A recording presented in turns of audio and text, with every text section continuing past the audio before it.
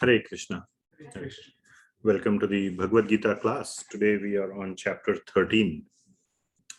So it's a slightly technical chapter, but very important concepts will be discussed. So don't, maybe I should say this after more people join. Don't get, what should I say, scared because of the technical terms. The concepts I will explain in a very simple way. And those are the most important takeaways for you or for all of us in this chapter. Before we start, let us recite the Mangalacharan prayers. Today, for this chapter, we definitely need Mangalacharan prayers because it's a technical chapter and we need all the help we can from previous acharyas, from the Lord, to understand this chapter.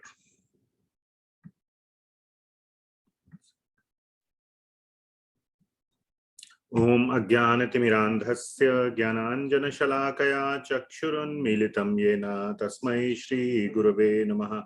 Shri Chaitanya Manobhishtam Sthapitam Yena Bhutale Swayam Rupah Kadamahyam Dadati Swapadantikam Vandeham Shri Guru Shri Yutah Padikamalam Shri Gurun Vaishnavamscha Shri Rupam Sagrajatam Sahagana Raghunathanvitam Tam Sajivam Sadvaitam Savadhutam Parijana Sahitam Krishna Chaitanya Devam Shri Radha Krishna Padan Sahagana Lalita Shri Vishakhan Vitamscha Nama Om Vishnu Padaya Krishna Preshthaya Bhutale Srimate Bhakti Vedanta Swami Niti Namine Namaste Saraswati Devi Gauravani Pracharine Nirvishesha Shunyavadi Paschatya Deshatarine. He Krishna Karuna Sindho Deenabandho Jagatpate Gopesha Gopika Kanta Radha Kanta Namostute Tapta Kanchana Gaurangi Radhe Vrindavaneshwari Vrishabhanu Sute Devi Pranamami Haripriye Vanchakalpatarubhyascha Kripa Sindhubhya Evacha Patitanam Pavanebhyo Vaishnavebhyo Namo Namaha. Jaya Shri Krishna Chaitanya Prabhu Nityananda Shri Advaita Gadadhara Srivasadi Gaura Bhakta Vrinda. Hare Krishna Krishna Krishna Hare Hare Hare Rama Rama Rama Hare Hare. Srimad Bhagavad Gita ki jai, Srila Prabhupada ki jai. Okay. So let's start with our journey on Bhagavad Gita Chapter 13.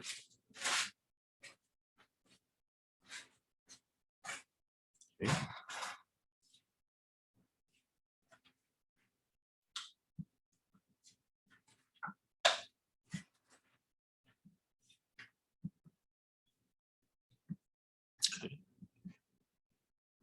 Hopefully you can see on Zoom.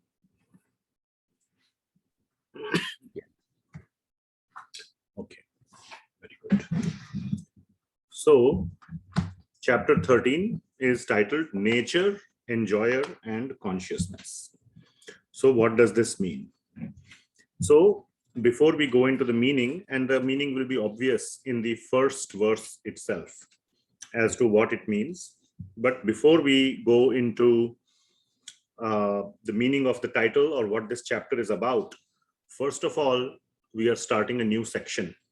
I hope you all remember. From chapter 12 onwards, or at the end of chapter 12, or chapter 12 is considered to be the end of the Bhakti Yoga section. And if you kind of remember, at the end of chapter 12, anybody remembers what was the last section of chapter 12? Should all be good. Yes, very nice. We should behave, we should be not only towards others, but in our own consciousness, we should be equanimous.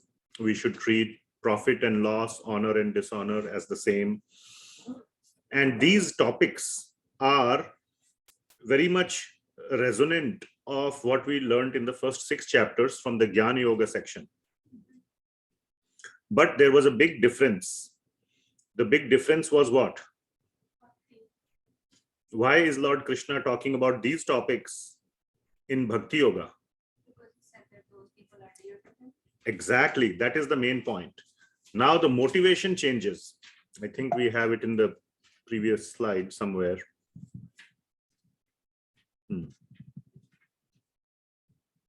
Yeah. Why should a bhakta be a good person? It's not for any other reason. I think it's here. Because love for Krishna is the motivating factor. And Krishna says, if you do this, you are very dear to me. Same bhakta, or such a devotee, sabhakta same priyaha, is very dear to me or is dear to me. So he says that such kind of a devotee is very dear to me. So because the devotee wants to do whatever Krishna says, he does that, including being a good person or including killing other people, which is exactly what Arjuna will do. He will go around killing people, but because Krishna says so. So now we go into this next section from chapter 13 to chapter 18 and a half. Or when I say 18 and a half, it means half of chapter 18. So technically it's 17 and a half. So, or till half of chapter 18. This section is about Jnana Yoga. But, so another name is Sankhya Yoga. I will explain that term in just a second. But the point is that the goal of Jnana is also Bhakti. Okay? That is why this section is coming later. That through Jnana, now this whole section, there are 2 objectives that we have learned Jnana Yoga in the first 6 chapters. But now we will learn it as a Bhakta. As a Bhakta, what is the meaning of Jnana? And this Jnana enhances one's Bhakti. Okay? And through Bhakti, it becomes much easier to understand Jnana. Okay? So that is the purpose of this section, to use Jnana to enhance our Bhakti. Because in Kali Yuga, people are going to become more analytical. They are not as simple. Whatever has been told, they accept. They want to analyze it. They want proof. And Jnana Yoga, Sankhya is all about analytical study, proof, logic. So how through that process one can develop Bhakti for Krishna. Okay, so that is the goal, and we will see that come up very strongly or very nicely in this chapter. So let us go into this section. So I hope all of you have your books with you. We will be referring to the verses. I have my book here right in front of me. Even though I have slides, I do keep the book because we'll be referring to many points in the book. So this chapter is a little technical chapter. Some of you have just joined. And that's why I want to make sure you understand that this is a technical chapter, but do not get scared by the technicalities. There are some very important points in this chapter, and please take home those points. This is the most technical chapter in the whole of Bhagavad Gita. And if you just read the Sanskrit or simply the translations without the purports or without sort of a accompanying understanding, it may be a little tough to understand. So please pay attention. And if you get lost or if you feel confused with the technicalities, raise your hand and ask questions. So,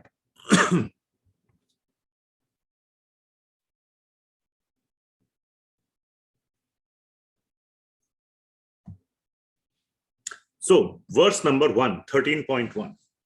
Arjuna is asking 6 questions, or he's asking in this one verse 6 things.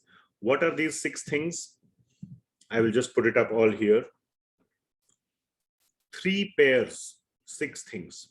Prakriti, Purusha, Ksetra, Ksetrajna, Jnana, Jneyam. Oh, there itself we have 6 terms, technical terms. Don't worry, don't worry.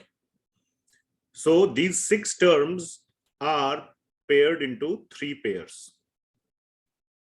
And what is that meaning? The first one is, so this is the first verse, just to make sure you understand the slides. I have given the verse numbers for the answers, where Krishna will answer this specific, what is it? Arjuna is simply asking, what are these 6 things? Because he remembers these topics from the first 6 chapters. So he's asking about the meaning of these 6 terms. And what I have done on this slide, I have given the English translation for each of those.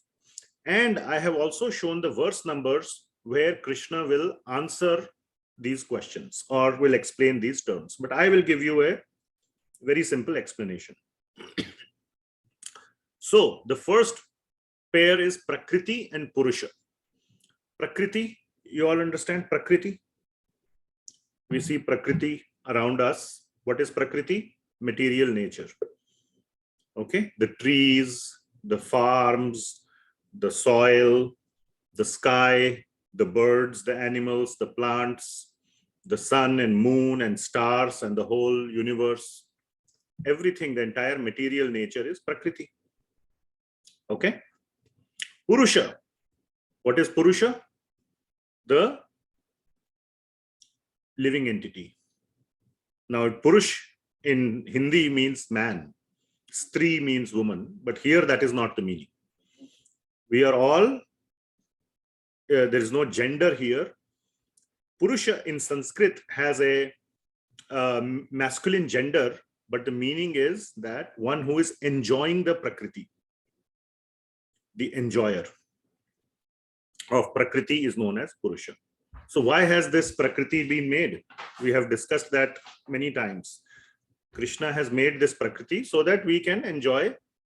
We didn't want to enjoy with Krishna. We want to enjoy separately from Krishna. So Krishna has created this little house, nice park, nice garden for us where you can enjoy without Krishna. That is Prakriti. Okay. So 2 things, nature and enjoyer. Now you can see the title, nature, enjoyer. That is exactly the title, and consciousness. We will come to that. Second pair, Ksetra Ksetrajna. Ksetra means what? When we say Ksetra, Kurukshetra, what is Kurukshetra? Ksetra means what?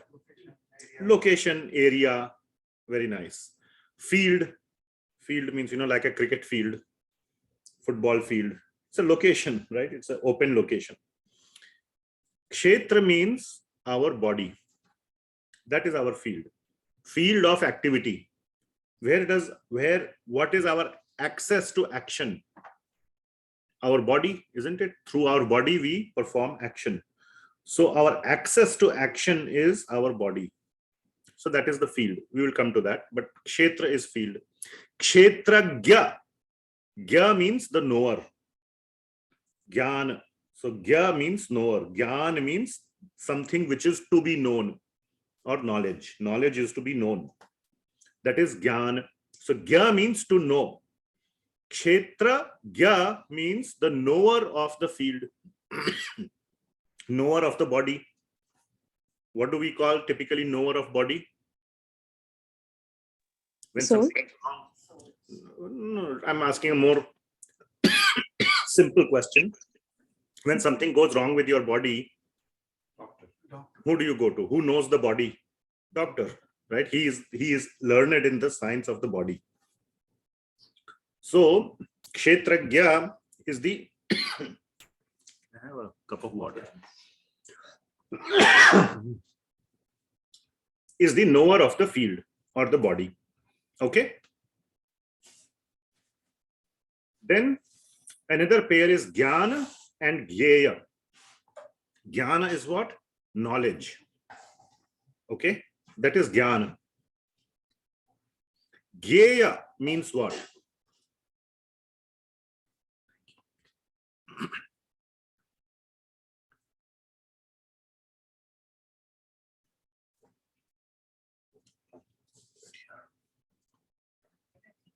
No, it's okay. I'll need it probably. Jnana is the object of knowledge. The objective of knowledge. What do you want from that knowledge? Knowledge is theoretical. So you send your children to college, or some of you go to college. Just by going to college and getting the knowledge is, nobody goes for that reason, correct? What is the objective of that knowledge? To get a career, to have a happy life, or whatever it may be. That is why you attain knowledge. Some people may say, oh, just the knowledge itself brings happiness. So knowledge is different from the happiness. Okay, so happiness becomes the objective of the knowledge. Now happiness may come from the knowledge itself. Wow, I know this, or whatever, that some people may be like, I don't want money for this, but I just feel happy on knowing something. So the happiness is the goal. Or some people may want a career out of it, or money, or whatever, satisfaction, etc. So there is a difference between knowledge and the objective of knowledge. Okay, they are two different things. So that is knowledge and objective of knowledge. Jnana and Jneyam. So these are the 6 terms. Now in the spiritual angle, what is the meaning of these 6? So let us understand one very important thing here. That in all these 3 pairs, one of the items is material, another item is spiritual. It's a combination of a material and a spiritual item in each pair. Let us look at it. Prakriti and Purusha, which is material? Prakriti. Prakriti is material. Prakriti. Exactly. Purusha, who is Purusha, we said? The Superfluous. Jivatma, Paramatma. Jiva.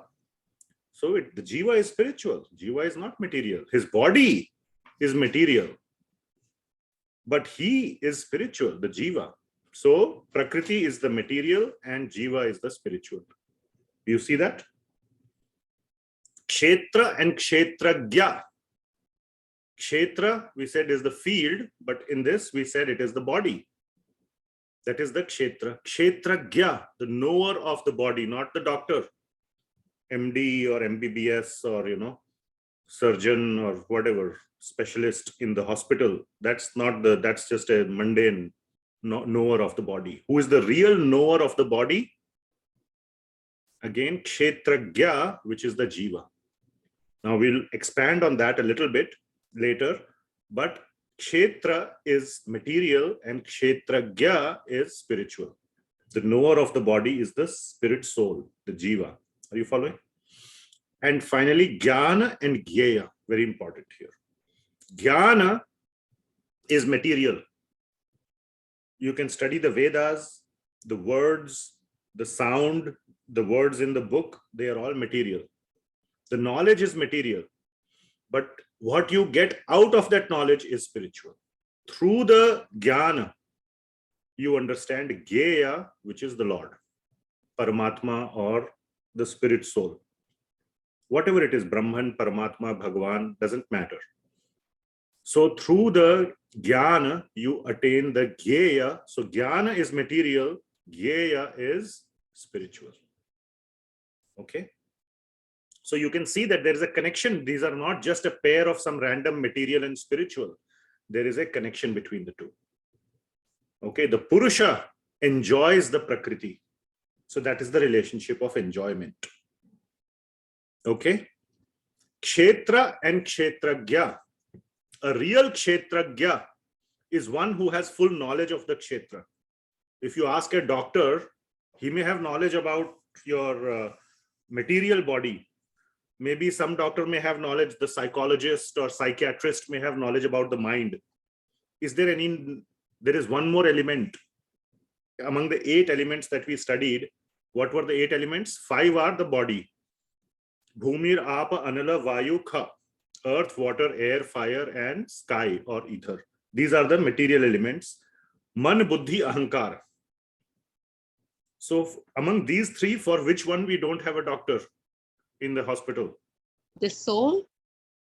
I never even mentioned the soul.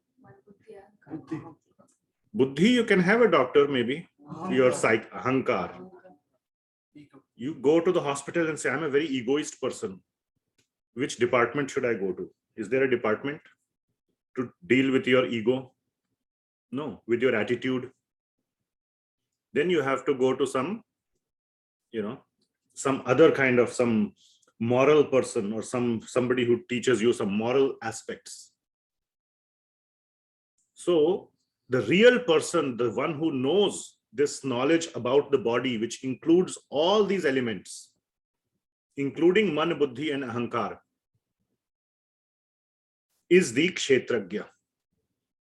And even at the body level, the doctors don't have all the answers. If you ask a doctor, why am I aging? Can you stop my aging? You're a doctor of my body. Why? When I went to the doctor when I became 40 years old, then I said, last year my eyes were very good, to the optometrist. This year I cannot see very well. He said, did you just turn 40? I said, yes. He said, statistically speaking, the human body at 40, the eyesight just begins to drop. Something happens at age of 40. I said, why? What happens at 40? Why not 45? Why not 35? We don't know. Something happens at 40 and everybody wants glasses at 40, statistically. So they don't know what is happening with the eyes at 40. You ask them that, can you make sure my eyes never go bad? No, not possible. They can do some eye surgery, implant some, contact lenses, this, that, but you cannot just solve it internally. So that is, you can call a doctor a small kshetrajna, but one who fully understands the body is the real kshetrajna. And that knowledge comes from spiritual understanding. So I've given you sort of a gist of the whole chapter at this point. That's why I spent so much time on this slide. Now, the rest of it will become easy. So 6 things again, okay? Prakriti, Purusha, Kshetra, Ksetrajna, Jnana, Jneyam. So we will deal with each of these one by one. So in the next, things to notice in each pair. We already discussed the various things to notice in each pair. So Kshetra and Ksetrajna, from 2 to 7, in these 6 verses, Lord Krishna will describe Kshetra and Ksetrajna.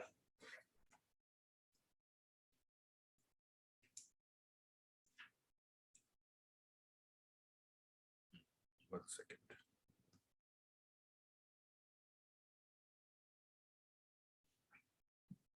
So Kshetra, in 13.2, Lord Krishna says that Idam shariram kaunteya kshetram iti abhidhiyate. So this kshetra, this sharira is kshetra. So kshetra is the sharira. Lord Krishna is directly answering that. And etad yo veti tam prabhu kshetrajna iti tadvidah. One who knows this kshetra. Etad yo veti. Etad means this. Veti means know. One who knows this. This is referring to what? Kshetra. So one who knows this, as in kshetra, kshetrajna iti tadvidah is called a kshetrajna. So simple point you can see on the slide. Kshetra is sharira. Kshetrajna is one who knows this sharira. So who knows the sharira? Like we said, doctors know sharira, but they don't know it fully. So one who knows everything about the body, including mind, intelligence, and false ego, is the real kshetrajna. Are you following? We discussed it already in the last introduction, the last few minutes. Okay. So if you really want to be called as a kshetrajna, one must strive to understand everything about the body, which includes detailed study of, this is called Jnana Yoga. Okay. Now again, this should not deviate one from our progress in our Bhakti Yoga. This whole thing is Jnana Yoga section. And another name for Jnana Yoga section, or this is called Sankhya Yoga. Sankhya is coming, now I'm going to explain a little bit about where this word Sankhya is coming. Sankhya is coming from the word Sankhya. What is the meaning of Sankhya? Numbers or counting or numbers. So it is a grouping.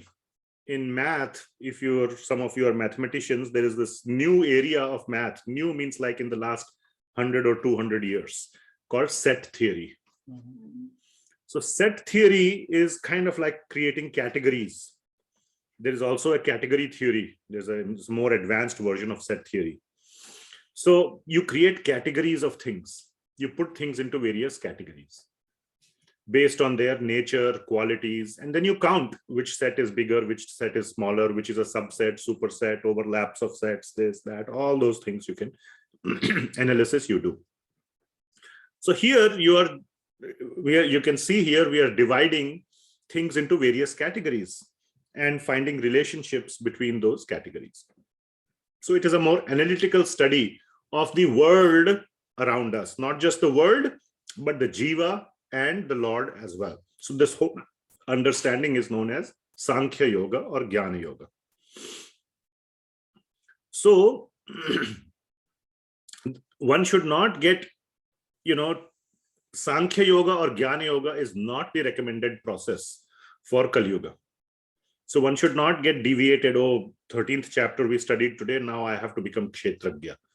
So I will open all the spiritual books and start reading about, all the details. No, this is given here so that the main purpose is to enhance our bhakti, to have some partial, good enough understanding of Jnana Yoga. Good enough, not complete.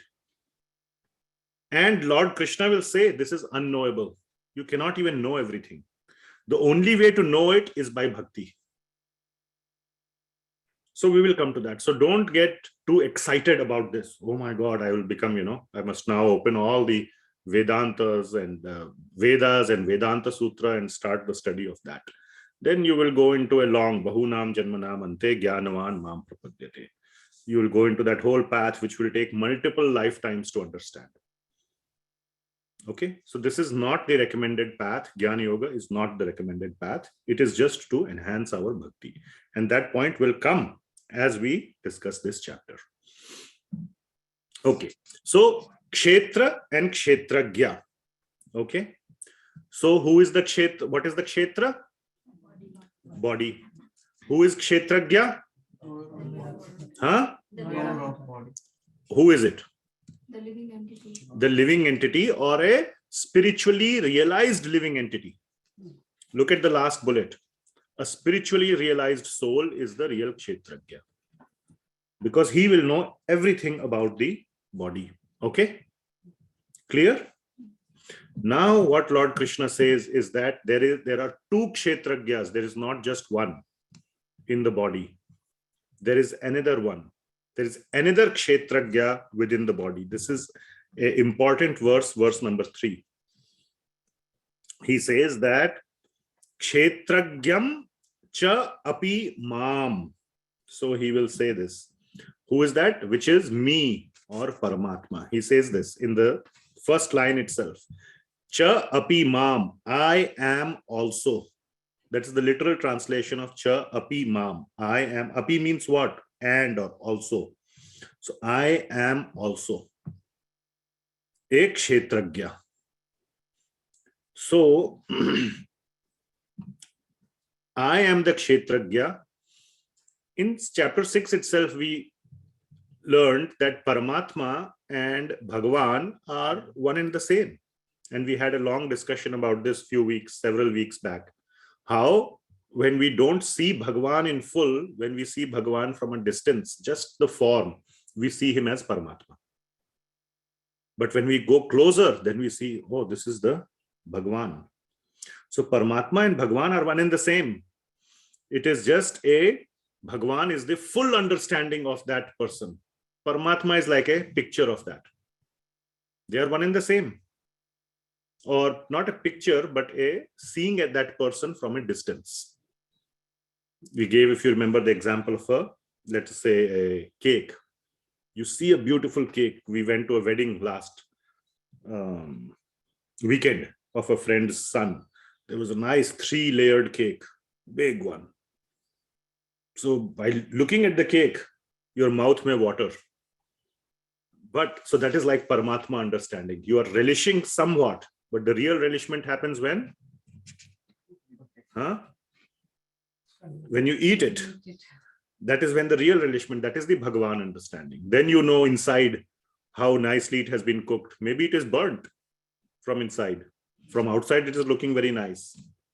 So you know all the full details of it when you go very, very close, or like in a cake example, you eat it. So similarly, Bhagavan and Paramatma are no different. They are just one is a diminished or a diluted or a smaller understanding. Bhagavan is the complete understanding. So cha api mam, I am also kshetrajna, he is saying. I am kshetrajna, but as Paramatma. This will get clarified in the future verse. He will directly use the word Paramatma. In 13.23, he will say that. But anyway, so Krishna or Paramatma is the other kshetrajna within the body. Our jivatma, so we'll come to this. Our jivatma or the jiva may not know everything about the body, but Paramatma knows everything. Okay. And then Lord Krishna says, real jnana is not only to know kshetra. Okay. What is jnana? Not just to know kshetra, which is kshetrajna, but also, which is the real jnana is not just to know the kshetra, but also the kshetrajnas. That is real jnana. Okay. So in the previous classes, we have discussed this concept also of two birds on a tree. Have we discussed? Anybody remembers? I'm sure we have discussed. Yes, sir. Yes, Prabhuji.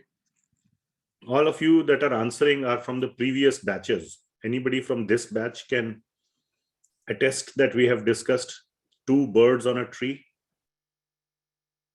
I don't remember. Can you say it again, please? Okay, sure, I will explain, but I'm pretty sure I have discussed. This is such an important concept. Both Paramatma and Jivatma, there are two souls within the body. Okay, so many people think that there is just one soul within the body. That's not true. There are two. And this verse is a very, very clear indication.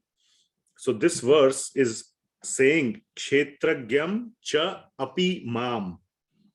I am also, which indicates two. If it was the only one, the word like also, api, would not appear. I remember now. This one is talking about, sorry if I'm using the wrong word, but the super soul, like the whole, like the spirit that's in everybody. Yes, yes. So, which is an expansion of the Lord himself. So, Paramatma or super soul is also within the body, and Jivatma is also within the body. And these are two separate Atmas within the body, just like two birds sitting on a tree. Tree is like our body, and the two birds are sitting on the tree. One bird, now I specifically kind of searched hard on the internet to find this picture. You can see here in this picture, one bird is looking straight, one bird is looking away from the other one. So that was intended. So which one is the Jivatma in this case? The one that's looking at it. The one. Looking straight Paramatma. Okay, the way I intended it is that I should have found a better picture. One bird is looking towards the other, and the other is looking away from it. The Jivatma is busy eating the fruits of the tree. It is even, in many cases, it is unaware that my friend is sitting next to me. And that is the Paramatma, the other one, who is always looking at this bird, but is constantly being ignored. So the other bird, the Jivatma, is busy eating the fruits and completely ignoring its friend. But the friend is trying to help the Jivatma. That friend is the Paramatma. Okay. And this exact definition or this whole concept is given in Srimad Bhagavatam of two birds on a tree. So from many lifetimes, we as the Jivatma have forgotten the presence of Paramatma right next to us, who is guiding us. All this will come in the future verses of this chapter. But we are ignoring the Paramatma. So all that is being said in this verse is that there are two Atmas in the body, jivatma and Paramatma. That's all that is being said. Who is ignoring the other and all that is not there right now. I am explaining you as extra details. Okay, so that is the third verse. The important point to note is real Jnana is to know that both exist within the body. That is real Jnana. Okay, let's move forward. Now, all of this is sounding maybe too much. Is that correct? Not very, very straightforward and all that. Lord Krishna. No, it's good. I like it. All right, good. So, Lord Krishna is saying that because Bhagavad Gita is only containing a summary of this Sankhya Yoga. Tat samasena me shrunu. Samasena means in brief, just the summary. And he's also giving a pointer. He says that for details, Brahma Sutra Padais, in the Brahma Sutra Pada, in the verses of the Brahma Sutra, you can find all the details. Hetu madbhir vinishchitaha. Hetu and madbhir, which means that cause and effect and that entire science is explained in great detail in the Vedanta Sutra. Okay. And another important point is being made in the 5th verse. So the 4th verse is simply saying that in the Bhagavad Gita 13th chapter, there is only a summary. Because the intent of Bhagavad Gita is not to teach us Sankhya Yoga. The intent of Bhagavad Gita is to teach us that you can develop or you can enhance your bhakti through Sankhya Yoga, through good enough understanding. So a summary can provide a good enough understanding. But for somebody who is interested in details, the 5th verse says, Lord Krishna says that you can understand it through the Vedanta Sutra. And another important thing is mentioned here about the Vedanta Sutra. The Vedanta Sutra is very complex, extremely complex. I have a couple of copies of various commentaries on the Vedanta Sutra. If this is complicated, what you are reading right now, that is 10 times more complicated. You must understand it with the help of acharyas. There is no other way to understand directly the Vedanta Sutras without the help of the acharyas, or in other words, the commentators. So that is why it is said here that Rishibhir Bahudha Gitam in the 5th verse, that the knowledge of the field of activities and knower of the activities is described by the various sages in various Vedic writings. So the various Vedic writings are giving detailed commentaries on the Vedanta Sutra. So if at all in some future lifetime you are interested, it's not recommended, it's not useful for your bhakti. But if somebody is interested, one must pick up a proper commentary on the Brahma Sutras or the Vedanta Sutra and then try to understand it. Otherwise, one will get even more confused. Okay, so that is what is being said in 4th and 5th verse. Clear? All right. Now, Kshetra. So what have we covered so far? Let's do a quick looking back, what we call a Simhavalokan, like a Simha. A lion, when it walks, sometimes it waits and looks back. So that is known as Simhavalokan. So just a quick review of what we have studied so far. Ksetra Ksetrajna. Okay, and how many Kshetrajnas are there in the body? 2. Who are they? Paramatma and jivatma. Very nice. And what is Kshetra? The body. That is Kshetra. Now comes the detailed discussion of Kshetra in 13.6 and 7. So a total of 24 elements constitute the Kshetra, the body. In chapter 7, we discussed 8 elements. Okay. All right. Those were the 8 sort of root elements. They are now being expanded, like, from root in chemistry, you have 92 elements, let's say periodic table, 92 stable elements, unstable later on, plutonium, einsteinium, this and that are there. Okay. From that, you can get hundreds of molecules by combining. So anyway, there are like 3 elements. Okay.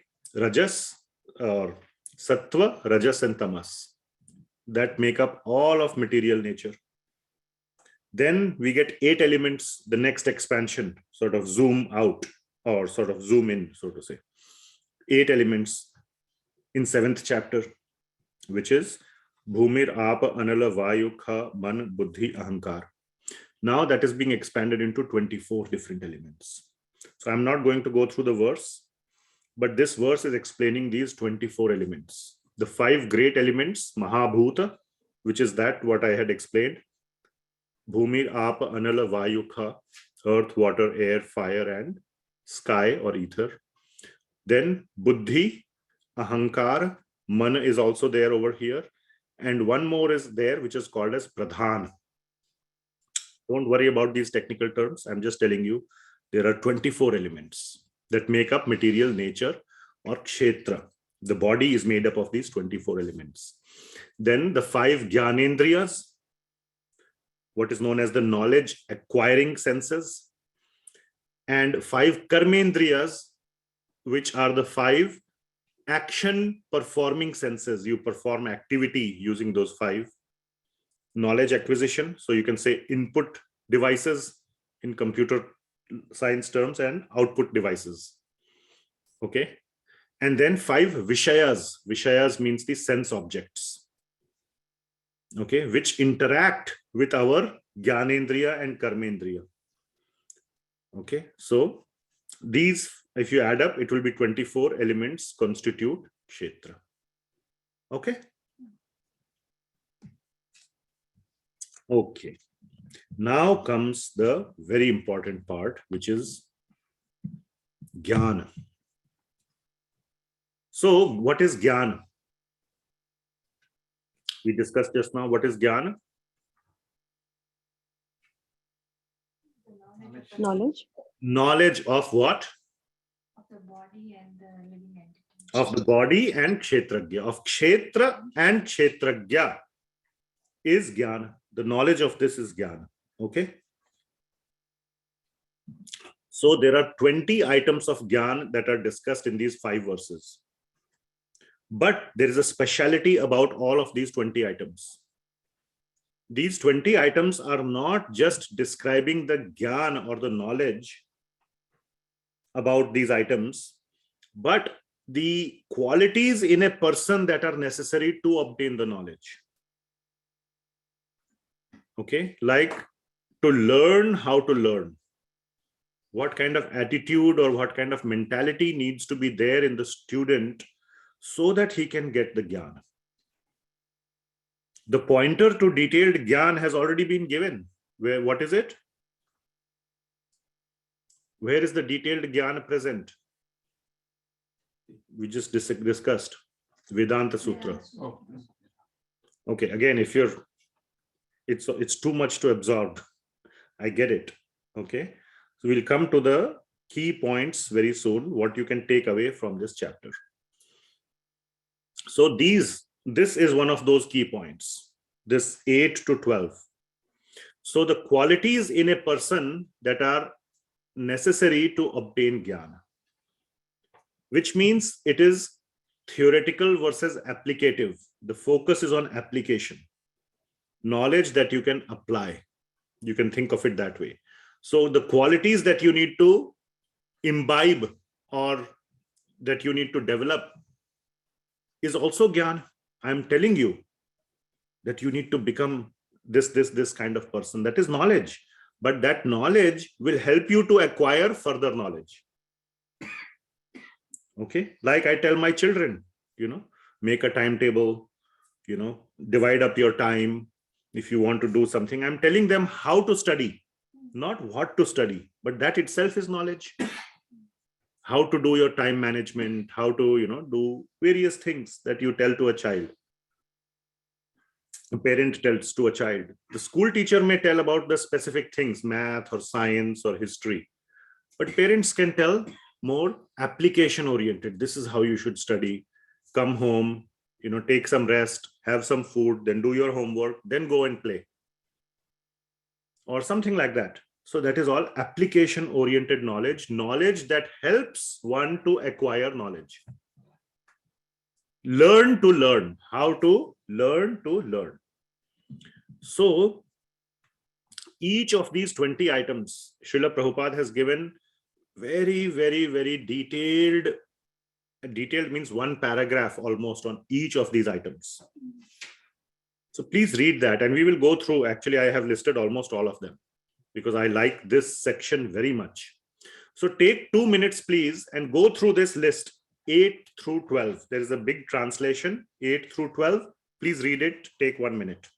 Just familiarize yourself with the list.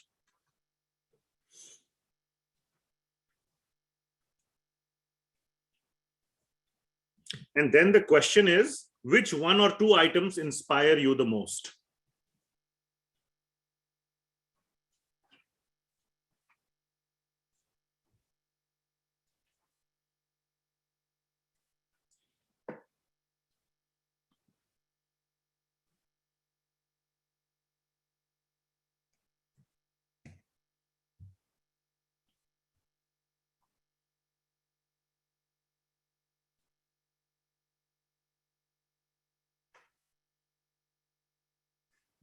Okay.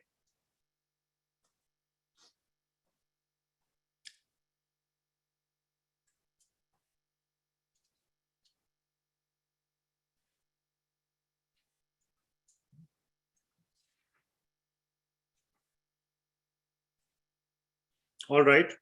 So some 2-3 people want to share, maybe 2 in the room, 2 online.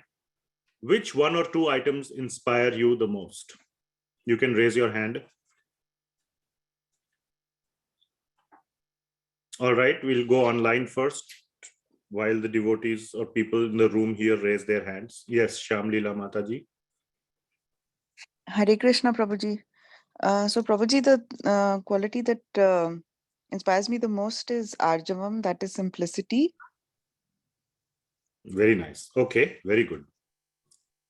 And in relation to that only, Prabhuji, the thing that says renunciation of objects of sense gratification, that is sort of like in my head, they go hand in hand. Okay. All right. Thank you. Thanks for sharing. Anyone else here? Thank you. Yes.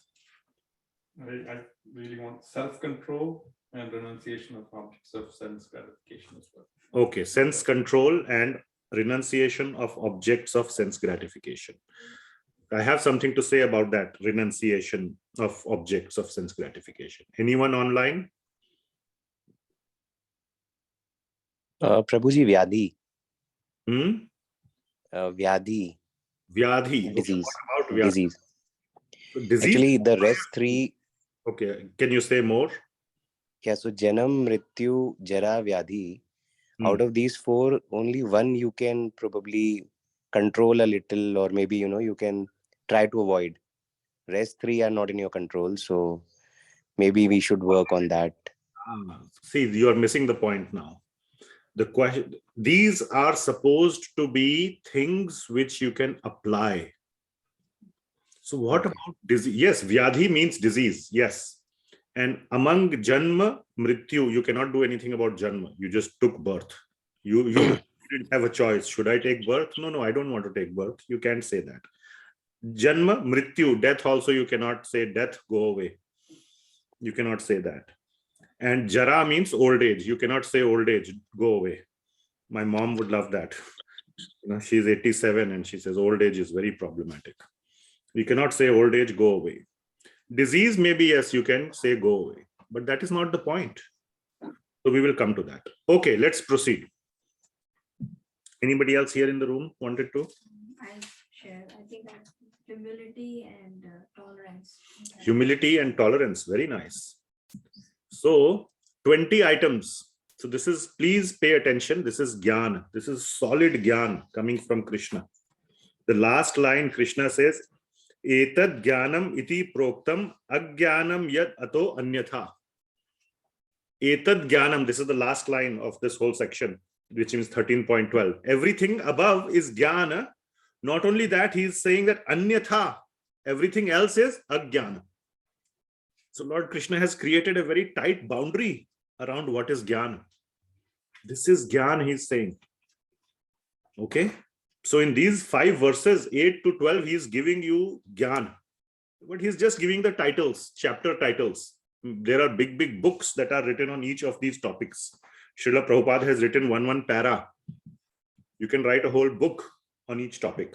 But at least he is giving a very tight boundary of Jnana.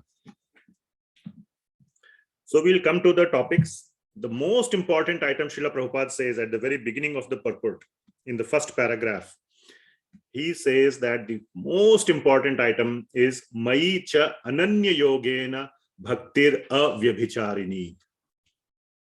Can you all follow? By now you should be able to understand a little bit of the Sanskrit. What is ananya yogena? Let's stop there. Let's stop there. No. Oh, Ananya. Cha ananya yogena bhakti. In this context, you have to apply the context a little bit. The best. बाकी सब योग से भक्ति योग ऊपर है. Nothing else. Ananya yoga. Do bhakti yoga only. Exclusive immersion in bhakti yoga. Whose bhakti? Krishna. Where is it written? Mai. Mai. Good. You're getting the point. Mai cha ananya yogena bhaktir avyabhicharini. What does avyabhicharini means? Non-stop. Non-stop, which means non-stop doesn't mean that you shouldn't eat, you shouldn't, do your work. But non-stop means unbroken. For 2 months you did, then 2 months you're like, in your own, la la land. Then, you come back. So in that sense, it is consistent, it is steady. That's what is the meaning of avyabhicharini. So consistent or steady bhakti of Krishna. That is the most important item. And it is right there in the, so by bhakti, you can get jnana. The actual jnana by bhakti. That's the most important item. Now there are 19 other items that we must try to cultivate. I have a sampling of some of the items. Tolerance, kshanti, not shanti, but kshanti is tolerance. What is the, and you will see here Srila Prabhupada is writing, and he's not writing it just by himself. He's taking it from all the various scriptures and previous acharyas' commentaries. And these definitions are very high standard. You will see that, oh my God, I cannot do this. What nonsense is this? You will say this is complete, undoable. It is wrong, somebody may even say. It is nonsense. It's just bookish. Okay, but see the definition, and you don't have to get scared by it, or you don't have to think that it is undoable. Make progress towards it. Okay, make progress towards it. Nobody is born a champion. Whoever is the gold medalist in Olympics, do you think when he started first, did he get that idea that I will win the world gold medal or whatever, I'll become Messi, Lionel Messi or something? You start playing in your, back street. You don't become Sachin Tendulkar on day one. You start with, gulli danda or whatever, with a tennis ball and a, toy, and then you make progress. So we are at that stage. We are playing with toy cricket.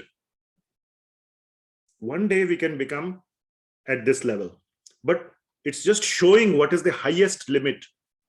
So what do you think is the highest limit of tolerance? You can read the purport. What is the highest limit of tolerance?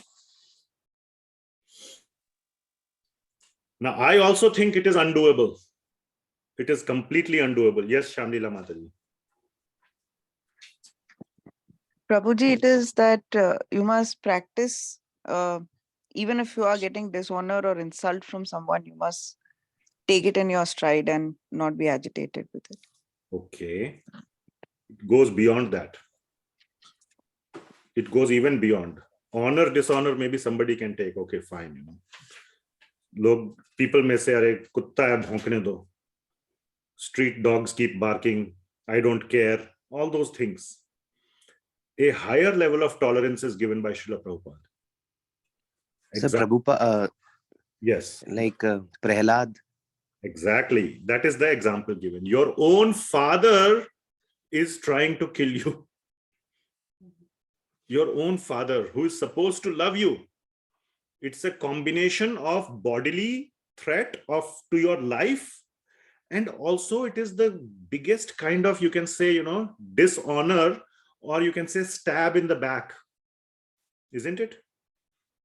A stab in the back, the biggest kind of, you can say, what's the word I'm looking for?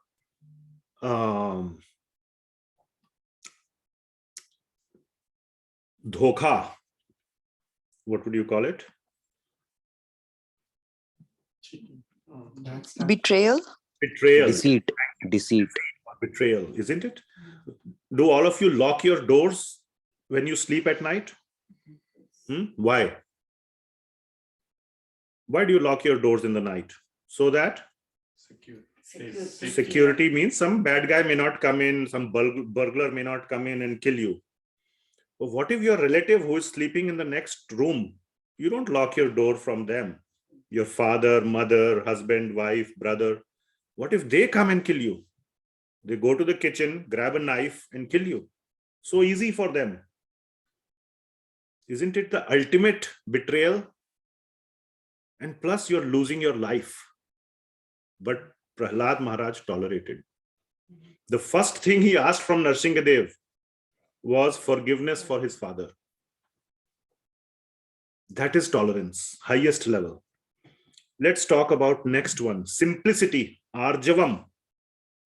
Simplicity, being a completely simple person. What is the highest level of that? So Srila Prabhupada says simplicity means that without diplomacy, one should be so straightforward that he can disclose the real truth even to an enemy. Can you do that? Trying to do that, it always backfires. And because it will backfire, you will not do it. I know, that's the. But that is real simplicity.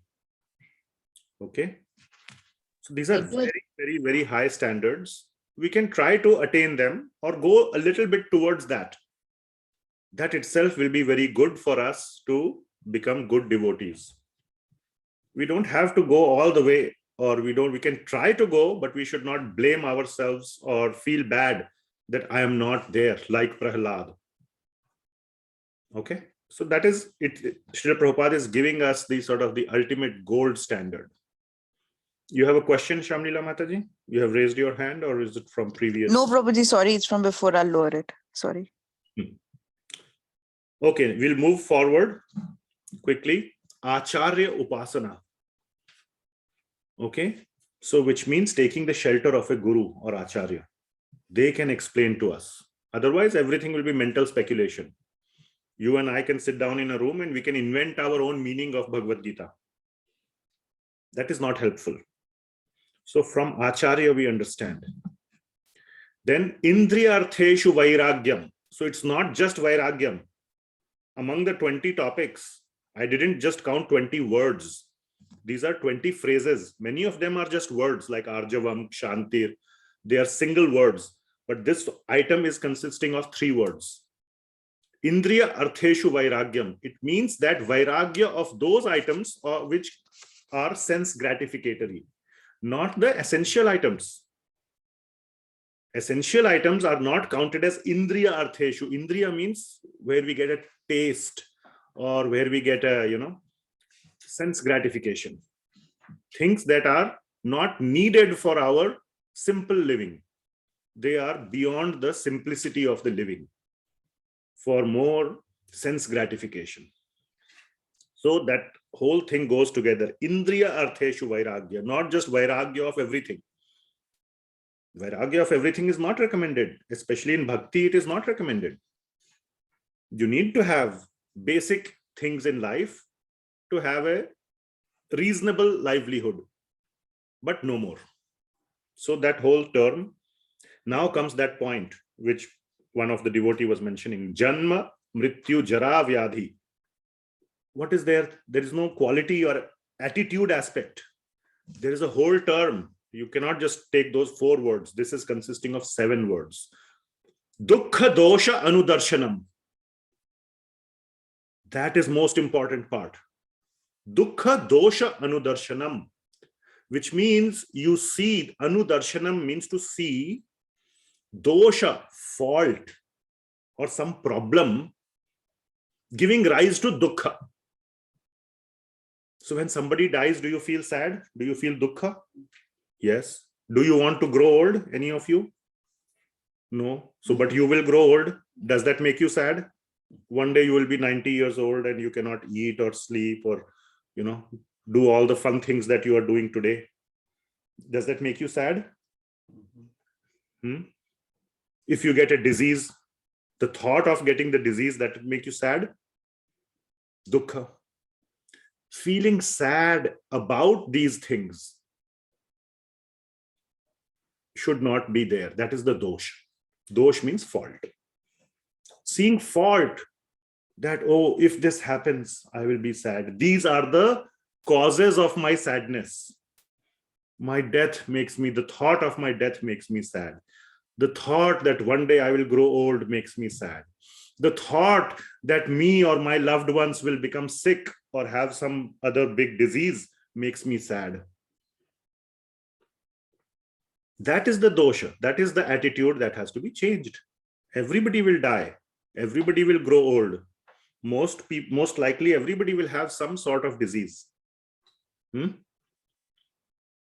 Now, I hope you are able to see the whole thing. It's not just janma, mrtyu, jara, vyadhi. Dosha, dukkha, anudarshanam, or dukkha, dosha, anudarshanam. Seeing that these are problems that are thrust on my head. Everybody has to die. Even a self-realized person has to give up his body. All the acharyas, they gave up their body. That's how we get their samadhi. One day or the other, but they die with a very happy mood, knowing that I am going to go back and go to Krishna or go somewhere else to some other planet and do his seva. Gateway, death is just a gateway into, just like changing clothes for them. We think it is so painful. That is the difference in the attitude that we have to develop. Okay, then anabhishamangaha putra dara grihadishu. Oh, everybody now. Dara means what? Wife. Putra means what? Kids. Child, kids. Griha adi. Griha means home. Adi means etc. All the family things give up. Okay, everybody give a divorce. That is not the meaning. The meaning, and you should read the commentary by Srila Prabhupada, the meaning is to encourage them to also take up Krishna consciousness. Then you begin to look at them not as my wife, my husband, my child, as objects of your sense gratification. Okay? But more as partners in your bhakti. Sahayogi. That your bhakti will become improved along with them. Take them along in the journey or go along with them. Make the home a temple. Griha, you don't have to leave your home. Pandavas didn't leave their home. After winning the war, after hearing Bhagavad Gita, did Arjuna become a sannyasi? No. Even after winning the war, he assisted his brother Yudhishthir in managing the kingdom. So it is not about giving up the griha, but making the griha a temple. So all these points are mentioned. I'm going to go forward. Giving up jana samsadi means association of materialistic people, not all janas. Jana means one can say all people. Jana, anybody who is a jana, a person, give up his association, which means what? Go and live in the forest. No, that is not the meaning. It means jana means materially minded person.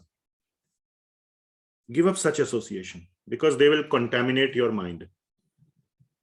They will say, oh, have you seen the latest movie? Do you know the latest scandal? What Harry and whatever Prince Harry and whatever his brother, they are fighting. How do we care why they are? Let them fight. What is the name of his brother? William. The bigger, the one, the prince, whatever, next king. They keep fighting or whatever. How do you care why they are fighting? Who is right? Who is wrong?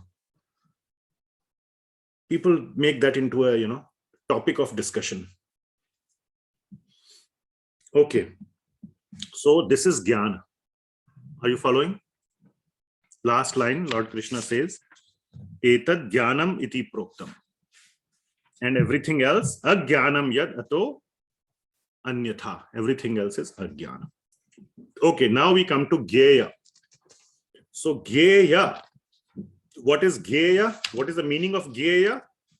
Jnana and Jneyam. What is Jneyam? One who knows. No, not one who knows. The object of knowledge.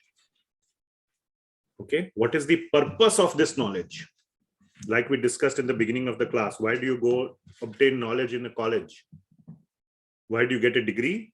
For a career. So Jneyam is the ultimate objective of obtaining the knowledge. So the object of knowledge is not material happiness. Oh, if I get a degree in computer science, then I will be, big software engineer. I will earn 6-figure salary or something like that. Or if I become MD or lawyer or whatever, that knowledge, I will have a good life. The good life, good material happiness is not the Jneyam. The Jneyam is spiritual realization, spiritual advancement. So Jneyam specifically in 13.13 is called out to be Brahman. Brahman is the spiritual understanding or the spiritual element.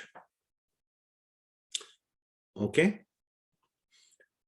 So directly in verse number 13, the word Brahman is there. That Brahman is the Jneyam. To understand Brahman, to understand spiritual knowledge is actual, or the spiritual Brahman is to be understood.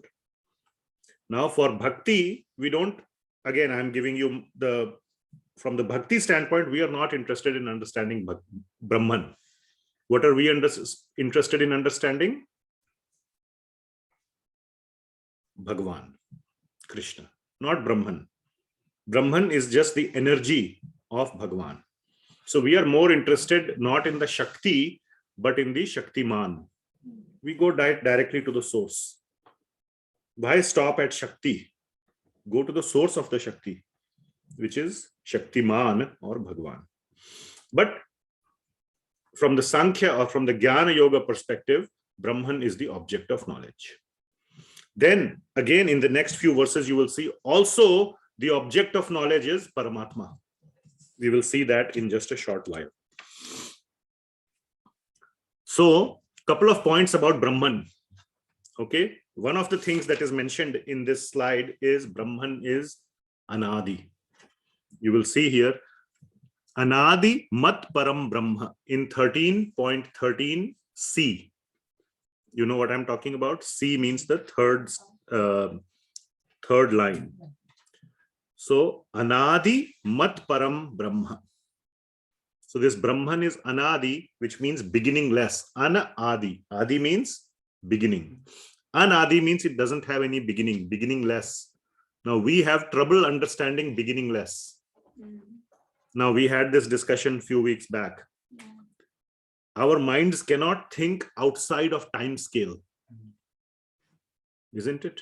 Everything we think is within the domain of time. So we always are used to saying oh, when did this come into existence? What was the starting point? Everything has a starting point, isn't it?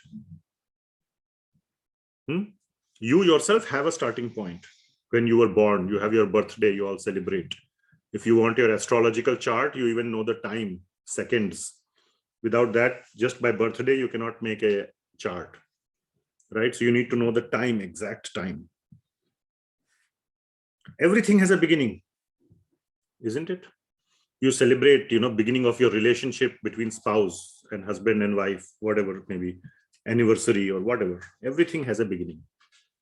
Even the universe has a beginning, 13.8 billion years. So we are so, accustomed to thinking within time. But jiva, or this spiritual entity, has no time. It's outside of time. It is beginningless. Anadi. That point is made right here in 13.13.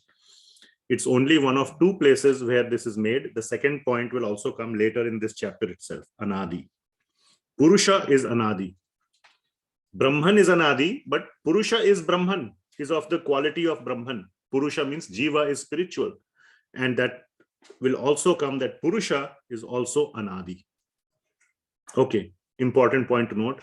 Second point, Mat Param. Brahman is subordinate to me. Mat means me. Param means superior. I am superior than the Brahman. Or Brahman is subordinate to me. Okay. And this verse, Mat Param, has come before in the Bhagavad Gita. And the Lord says, my pure devotees are Mat Param. Mat Param, that means they surrender to me or they consider me to be supreme. Now, nowhere in that understanding you can consider the devotees are higher than me. That is very straightforward. So if there Mat Param means that Mat Param means I am superior. That same logic has to be applied here as well. Mat Param means I am superior to Brahman. So this is the first instance, the first direct praman in Bhagavad Gita, which says that Brahman is subordinate to Bhagwan. First direct praman. This is a very important point for some people. If you go to some other, institutions or societies, what we call as impersonalist societies or Mayavad or other things, they might say, oh, Bhagwan is subordinate, Bhagwan is smaller, Brahman is the higher. Very prevalent understanding. They say that. Then one should understand or ask them, how do you interpret 13.13? Another pramana in the verse comes in 14.27. Brahmano hi pratishtha aham. These two are the two solid evidences in Bhagavad Gita that Bhagavan is superior to Brahman. And directly the word Brahma is coming. Anadi mat param Brahma, and there Brahman, he pratishtha aham. I am the foundation of Brahman. Brahman comes from me. So these are the two pramanas from Bhagavad Gita. So either those people who say Brahman is superior, they need to also say we reject Bhagavad Gita. Then fine. Okay. You can follow whichever book you want. But you cannot say both things from two sides of your mouth. I accept Bhagavad Gita and Brahman is higher. Then how do you interpret these two verses? You accept Bhagavad Gita, you have to accept it fully. You cannot pick and choose according to your own convenience. Okay, so these two are very important verses for a philosophical understanding that Bhagavan is superior to Brahman. Okay, so I just wanted to make that point. Then the other Jneyam is Paramatma, is the other Jneyam. And a lot of qualities of Paramatma are given here.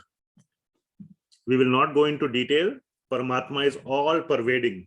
14th verse and 16th verse. Paramatma is everywhere. And another point is given that Paramatma is nirguna. Nirguna means without material qualities, because the word guna itself means material qualities. Now somebody will say, oh, here it says Paramatma is 13.15. If you look at this verse, Nirgunam Gunabhoktra cha.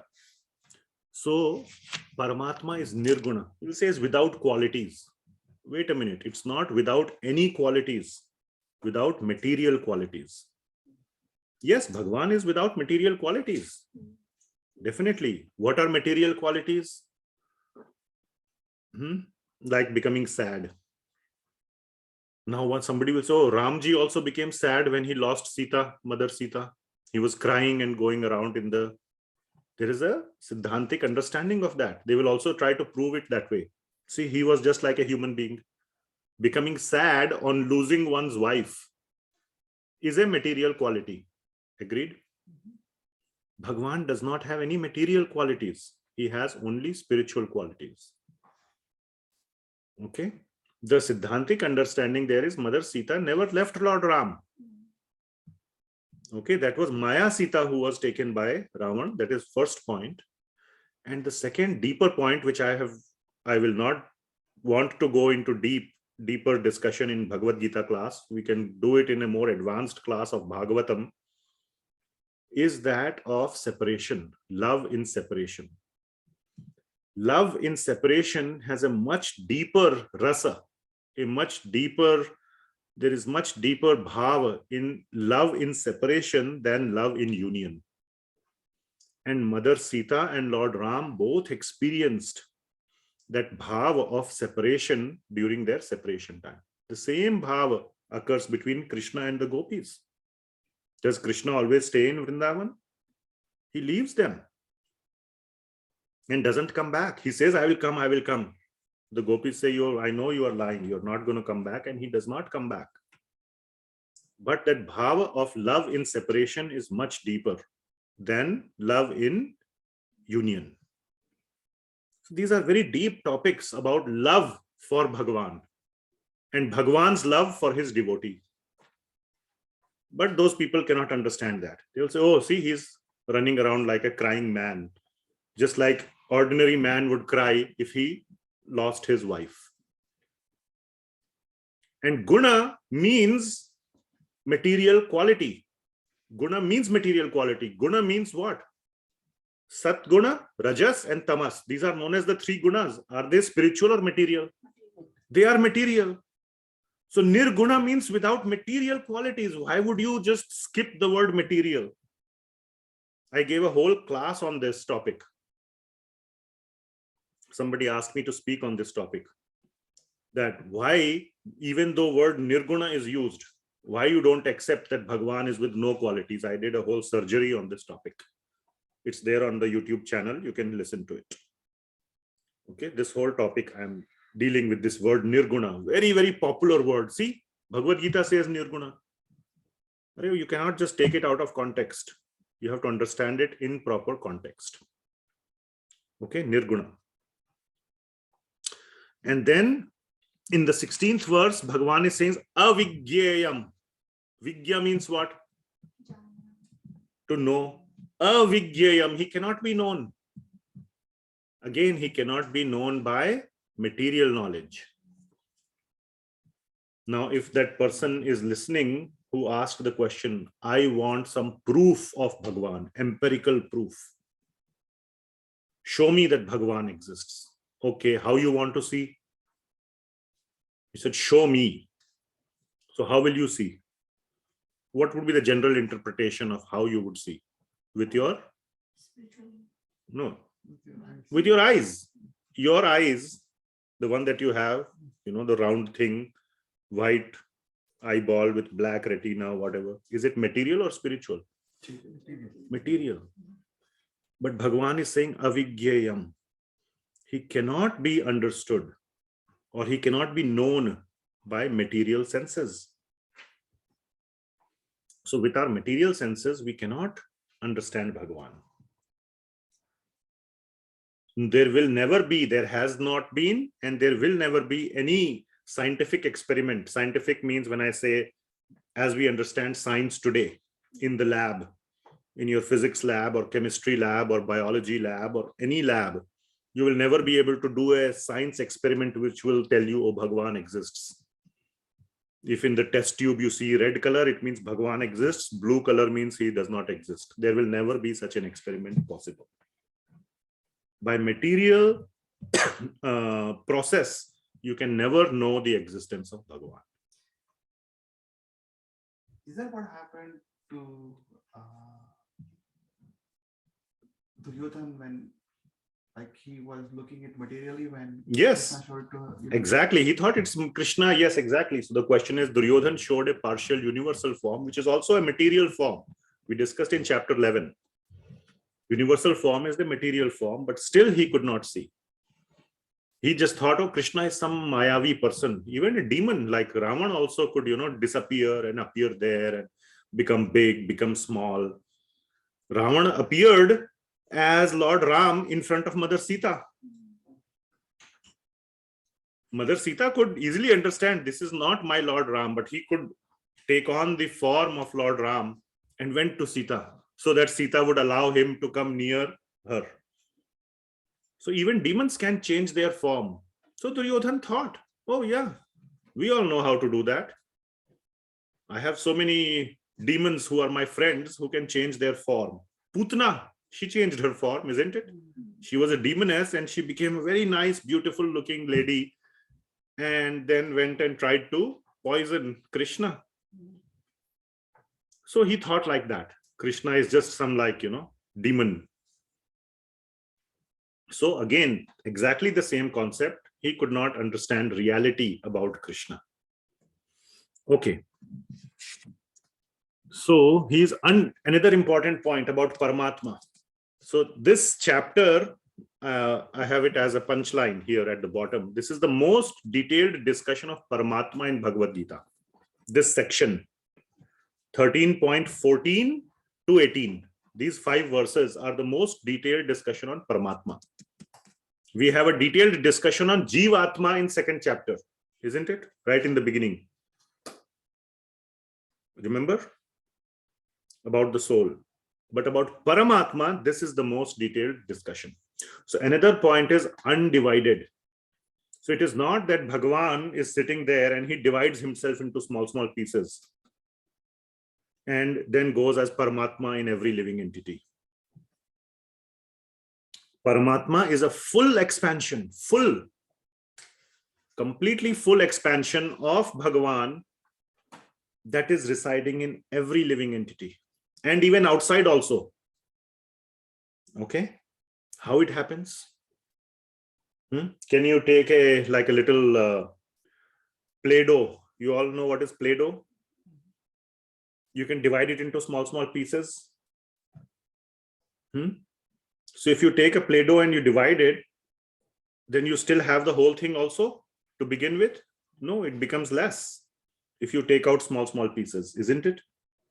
That is because the Play-Doh is material. Bhagavan, there's this very famous verse which we discussed in Ishopanishad. There's a whole series that we have done on Ishopanishad. You can look at the first verse of Ishopanishad. Very famous verse. Om Purnamadaha Purnamidam Purnat Purnamudachyate Purnasya Purnamadaya Purnameva Vishishyate. Bhagavan is always Purna.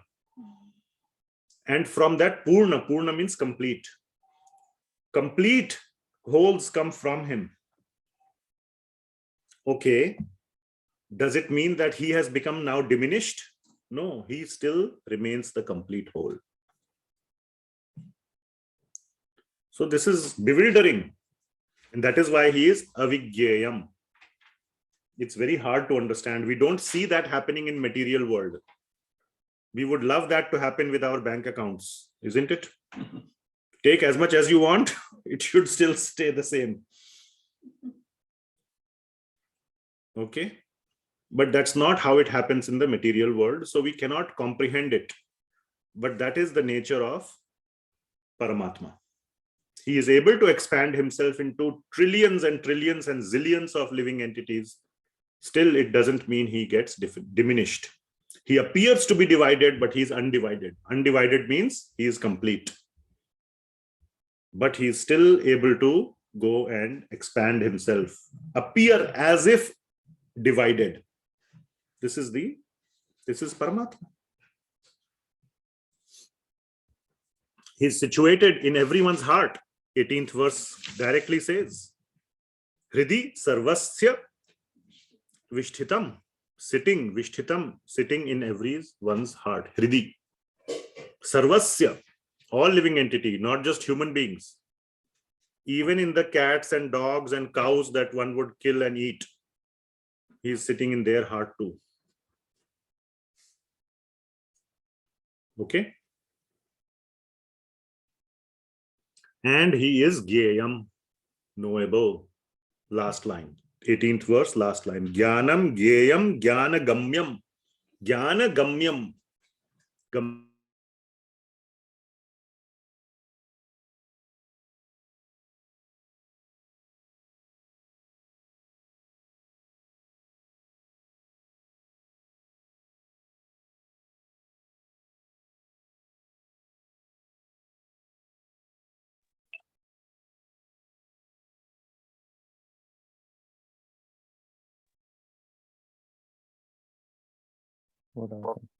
Can you all hear me? Yeah. Okay, my laptop has died. I was joined on another one. So I will reconnect. It will take a minute or two. I should have paid attention. But I was so absorbed in the Paramatma discussion that I forgot. So give me a minute here. My laptop is booting up. Luckily, we have this one.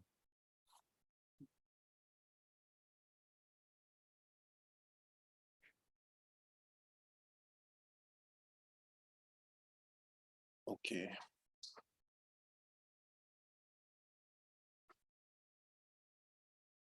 Okay.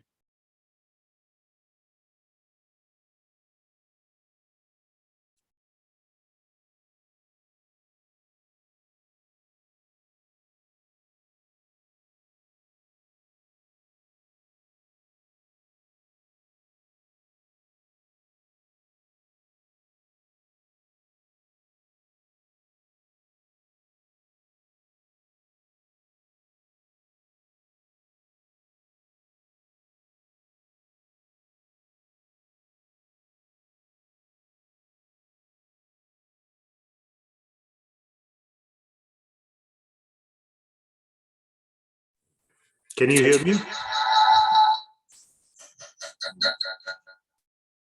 Can hear.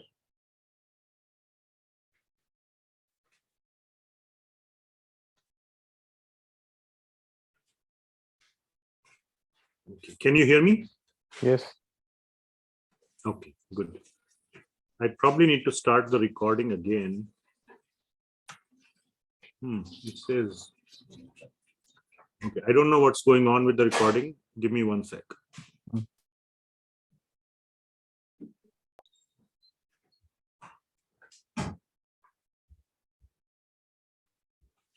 Okay, I hope it is getting recorded. If it's not recorded, that's fine. We will deal with it later.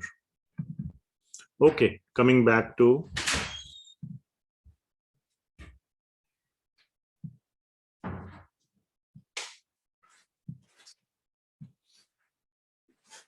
all right.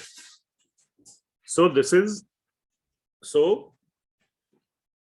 our jivatma and Paramatma both are Jnana or Jnana gamyam. Gamyam means the destination of Jnana. Jnana is the process. And Jnana is the destination or the object of knowledge. What you get after getting the Jnana is Jnana. So you get to know Paramatma and Jivatma after this. Okay. Now comes the most important verse, how to understand Bhagavan. So, how to know the unknowable? So Bhagavan is saying he's Ajneyam, he's unknowable. So how to know him? So 19th verse is the most important verse of 13th chapter. So what does the 19th verse say? That Mad Bhakta Etad Vigyaya mad bhava upapadyate. So, yeah, I have it here. My devotee can understand all this. Mad bhakta. Mad bhakta, by devotion, by bhakti to Bhagavan, we can understand this. So bhakti leads to gyan, and gyan therefore re-emphasizes or it inspires our bhakti. By knowing this, my devotee attains me. Mad bhavaya upapadyate. So what is the purpose of jnana? To go to Bhagavan, which means to enhance our bhakti. So Gyan, purpose of Gyan is to enhance our bhakti and take us back to Bhagavan. So that much Gyan is enough. We are not supposed to become Gyanis. So Krishna's devotees can know Krishna, even though he is unknowable. So that is why Arjuna was able to see Krishna. Krishna gave him Divya Drishti. He gave him the special sight or special eyes to be able to see his universal form. Okay, and then he could also see the Narayan form, the four-handed form, and finally the two-handed form. Okay. Now comes the third pair, Prakriti and Purusha. Okay. So Prakriti and Purusha,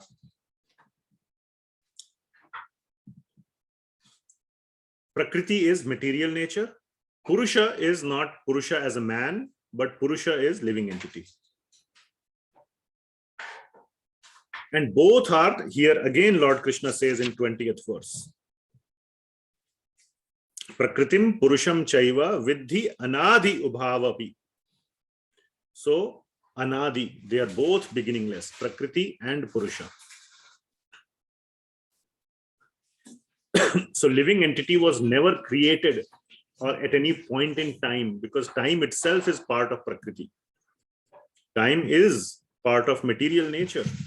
There is no time outside of material nature, outside of Prakriti. Prakriti and Purusha are both Anadi. So Prakriti is material nature, Purusha is the living entity.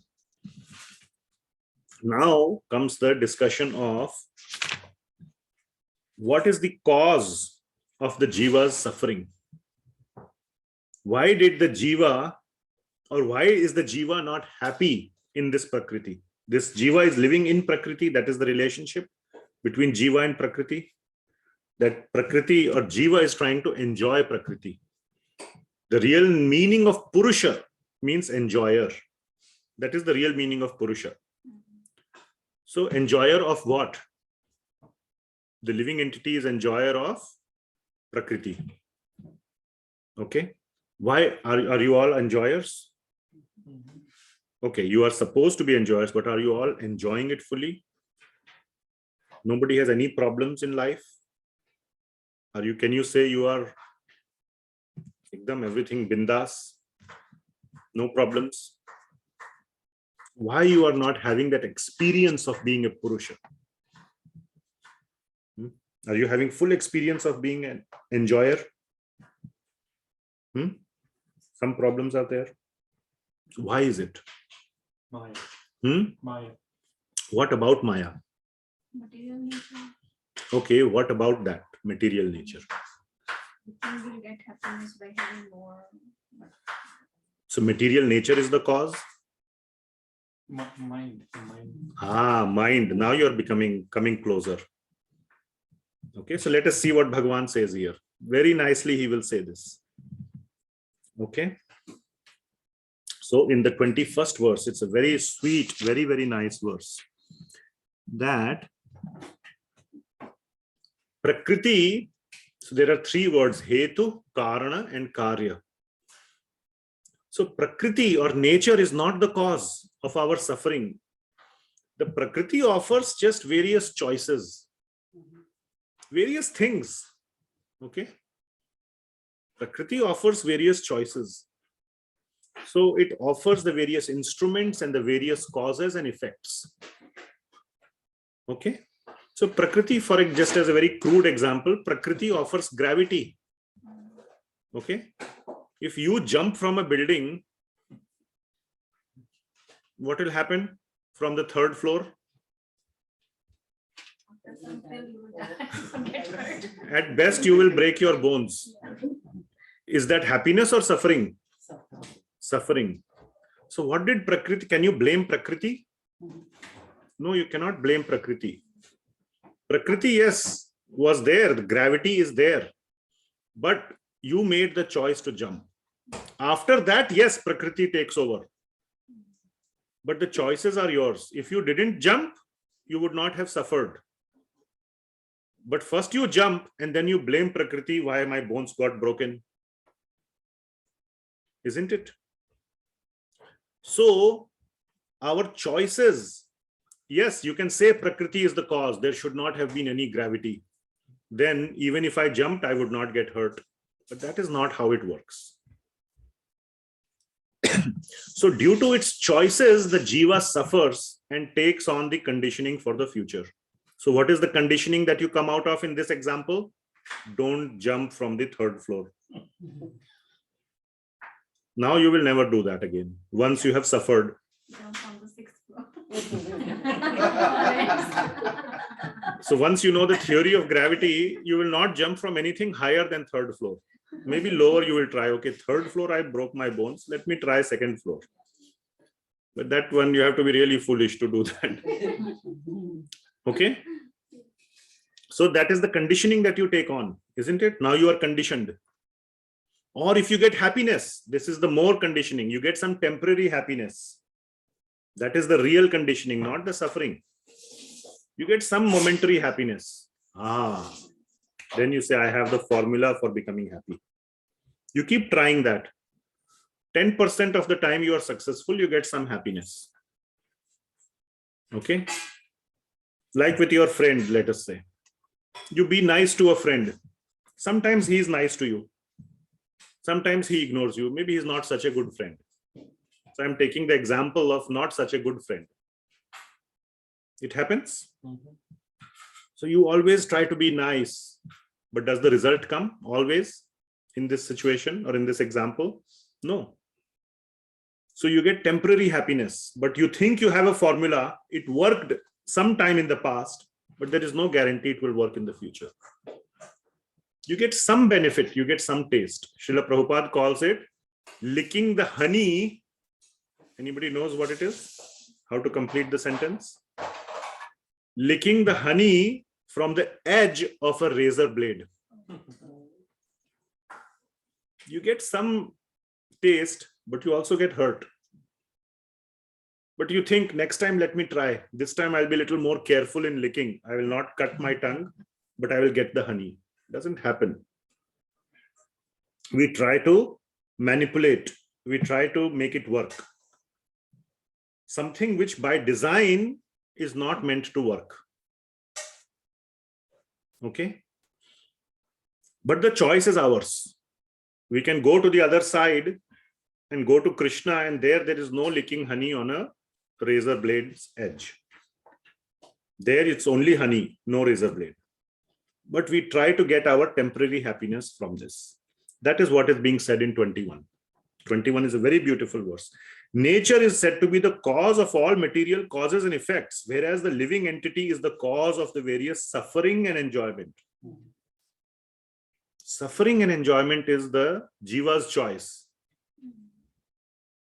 Pain and pleasure may be there from external. One may lose a job. Okay, it's not your problem. They have, whatever, profits are going down, so they lay off people. Okay, some people are happy or they take it more easily. Some people may commit suicide. Oh, how can you lay me off? I have done so much for the company, this, that. So that is more of a personal story, personal, mental, your mind. That's why I said, when you said mind, that is the one. Two people may take the same suffering or the same pain.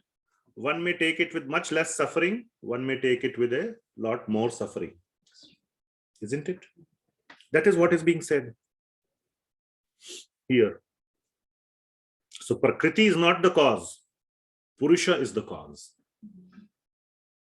We demand enjoyment. And when we don't get our demand, We are sad. we suffer.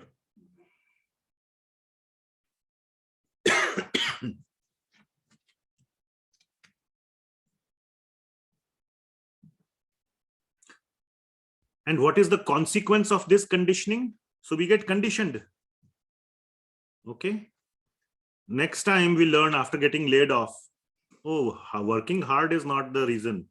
You must have good networking, good connections with your boss. So you get conditioned. Next company, I will never get laid off. Then you learn all these formulas. You see what I'm saying? So similarly, you're making formulas to stay happy. And what is the consequence of this conditioning? Jiva's entrapment in the material world. That is number 22. The jiva gets entrapped and stays entrapped in the material world and takes on various species. The jiva bhunkte prakriti-chan gunan. Bhunkte means to enjoy. Bhunkte. Bhunkte word is typically used for eating food. But that's the biggest enjoyment people do, right? Eating.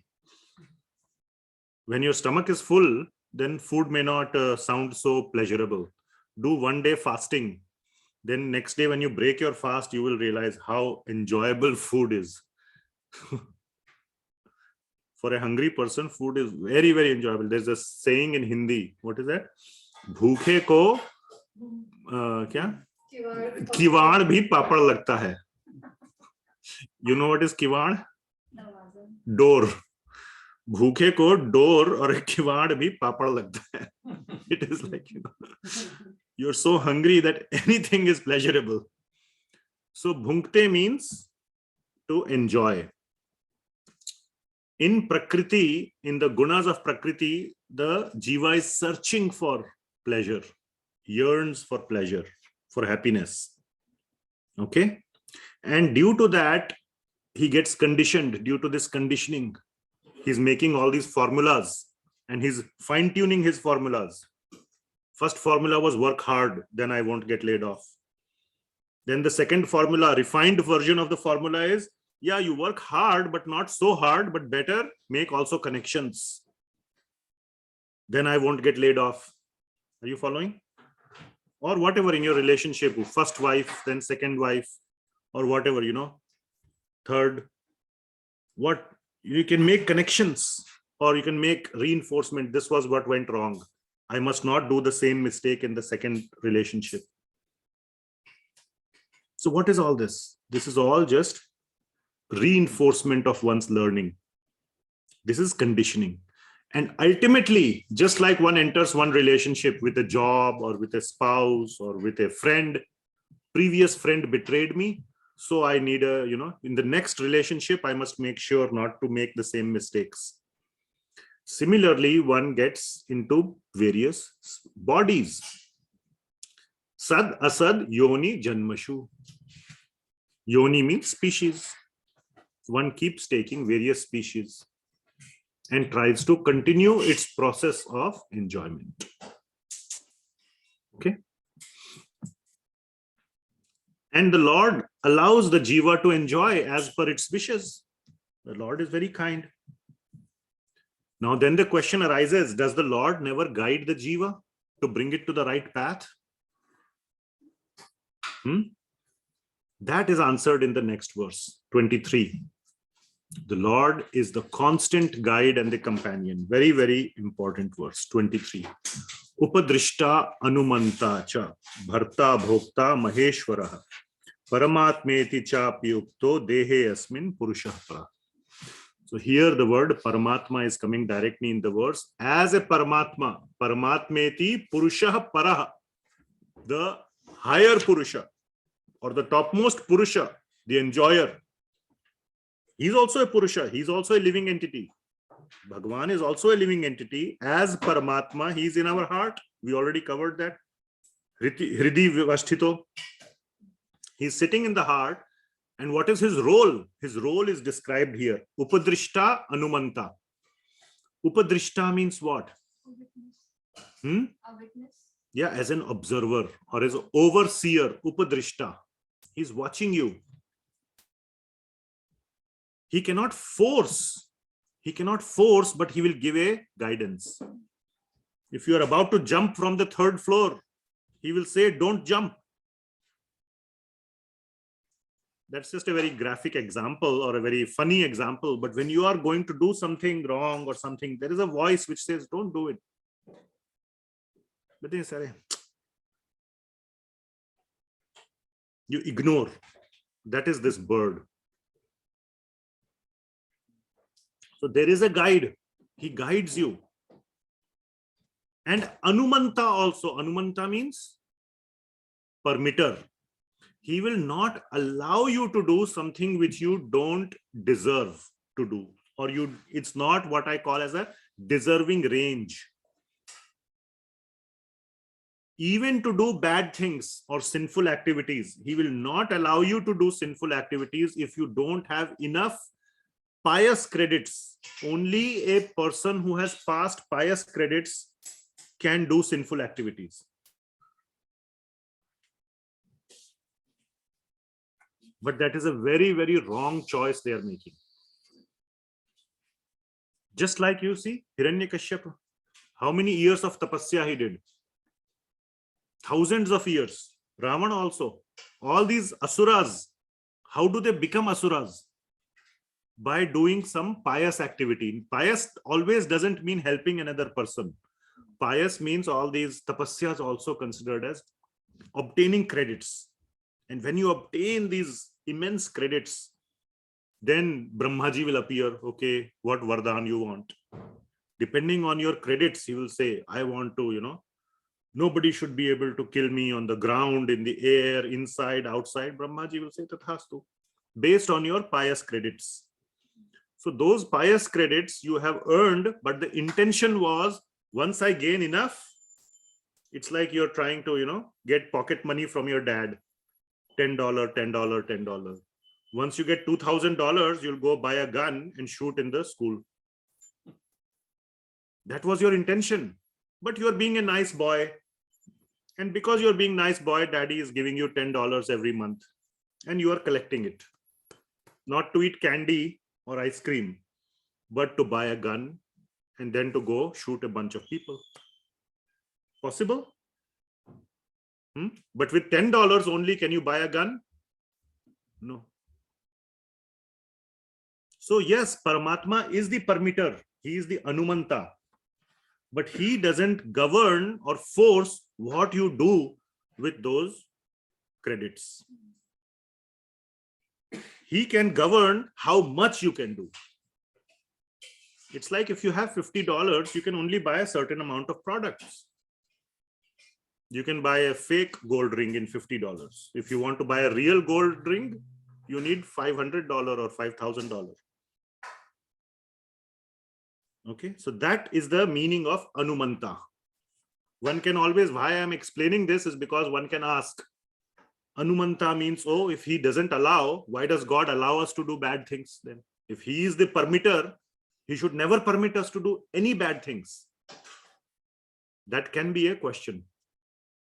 Now, I hope you all know the answer. Clear? Okay, we are coming to the end of our time and almost we are coming to the end of the chapter also. So how to know Paramatma? So these three verses are describing how to know Paramatma. So 24th verse is saying that one who knows this science, in essence, one who knows this science never takes birth again. That is clear. This science can be known by, 25th verse is very important.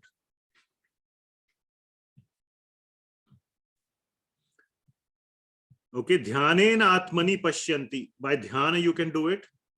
Anye sankhena yogena. Next line. By Sankhya Yoga you can do it. Or karma yogena cha apare. By karma yoga you can do.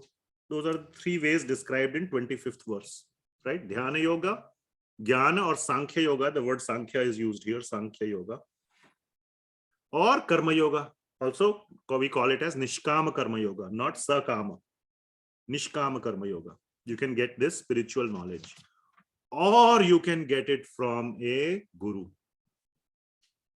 By hearing from Shrutva anyebhyah upasate. So the word upasate just doesn't, it means not just hearing with service, with some seva.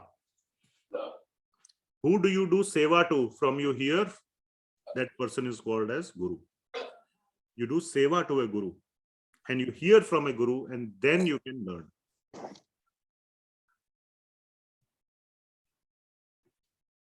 Or by hearing or receiving it by serving an advanced Vaishnava. So the best process is Bhakti Yoga, as was described in 13.19, Mad Bhakta, by bhakti under the guidance of a proper Vaishnava. One can get this knowledge about Krishna or about Paramatma. Okay? That is 13.26. Clear? So how to gain this knowledge? Yes, there are those three other processes. They are valid processes, but they are harder and not recommended for us. What is recommended for us is bhakti under the guidance of a guru. Okay? Now, last section. This is my last slide.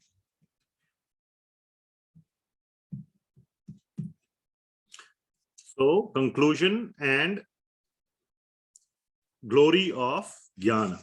So, please read these 9 verses, 27 to 35. Take 1 minute or 2 minutes and read these 9 verses, translations.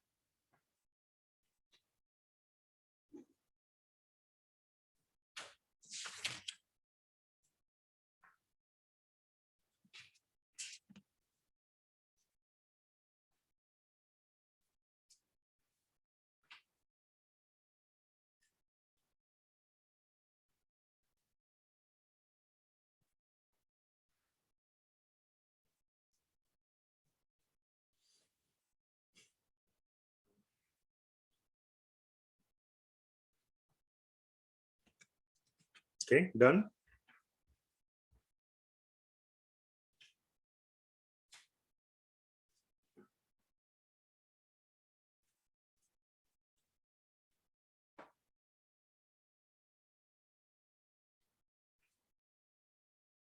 Okay, finish up. So, a couple of points that are being made is that a true jnani's vision and destination. So, vision, you can see here in the 35th verse. Ksetra Ksetrajnor evam antaram jnana chakshusha. Do you see that in 35? So, this whole analysis, Ksetra Ksetrajna antara. Antara means difference between Ksetra and Ksetrajna. And all the other, it's just those two are given, but that whole analysis can be obtained by what? Jnana Chakshu. One who has Jnana Chakshu, the proper vision. The knowledge, Jnana, gives the understanding of how to differentiate. Are you following? By Jnana. Like a very nice example is, you are like, somebody, let me show you.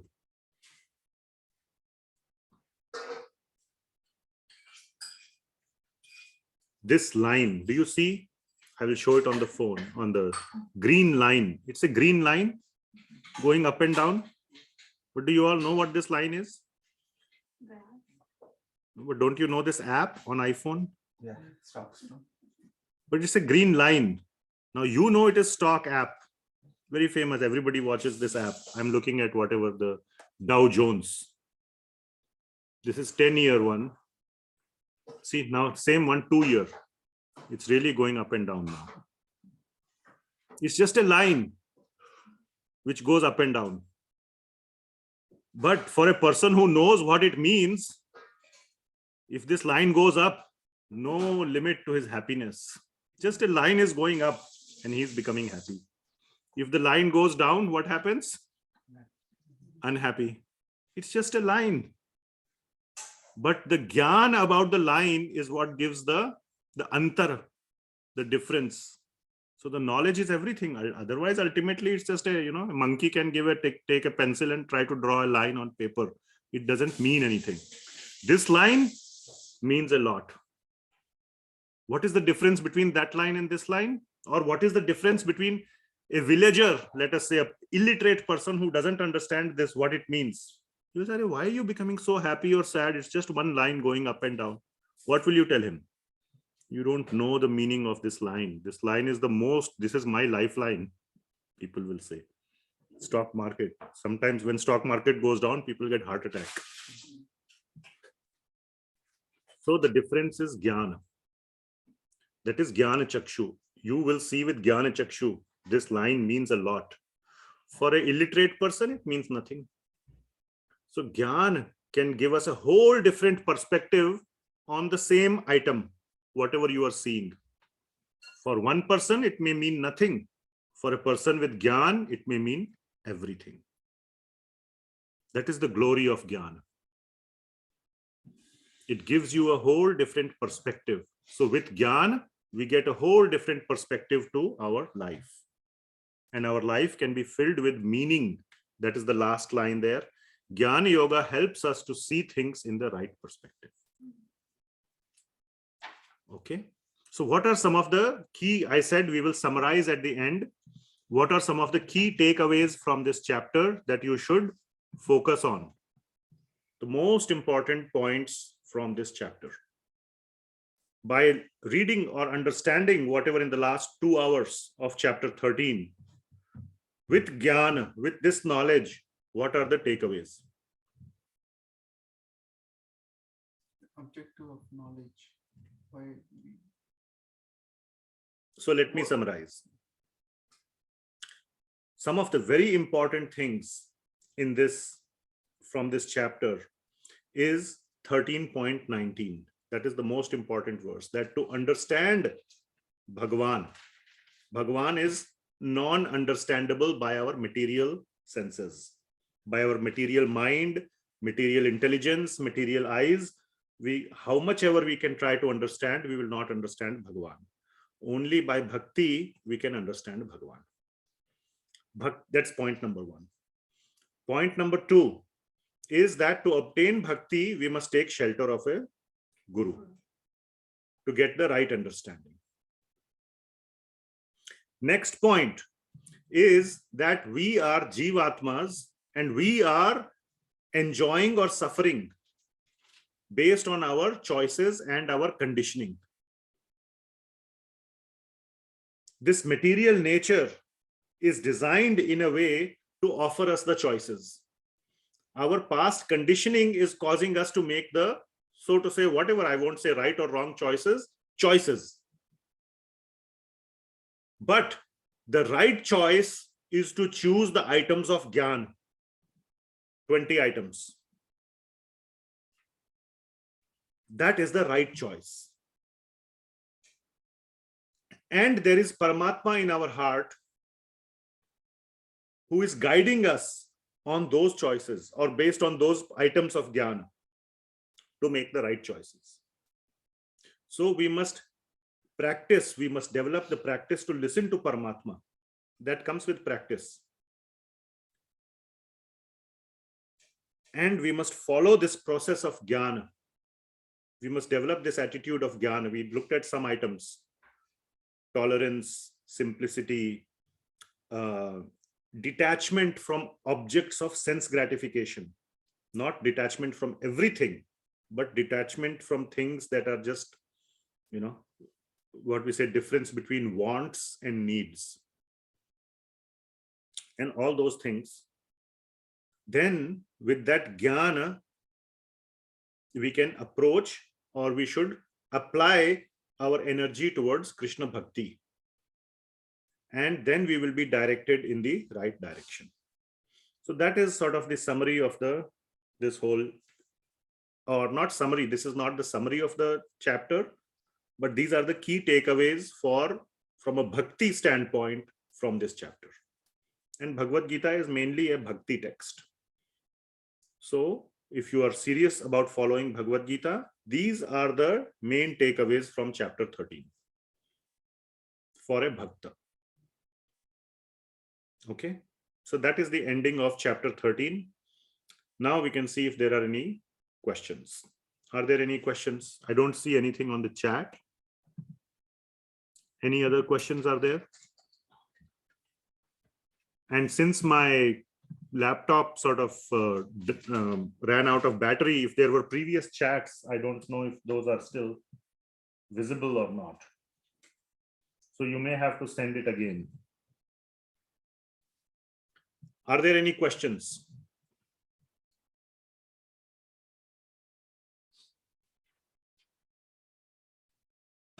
Okay, if there are no questions, that's no problem. I hope you understood all the topics of chapter 13.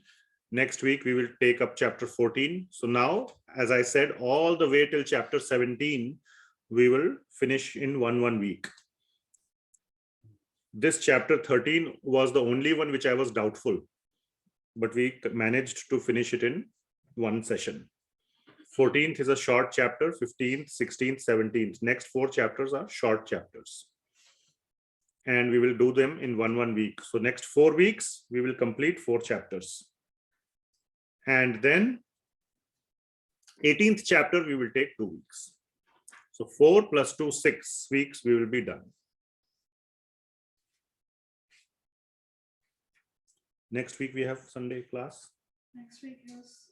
I think the week after, we may or may not have visiting duty. After? Will there be evening class after that? Oh yeah, maybe not.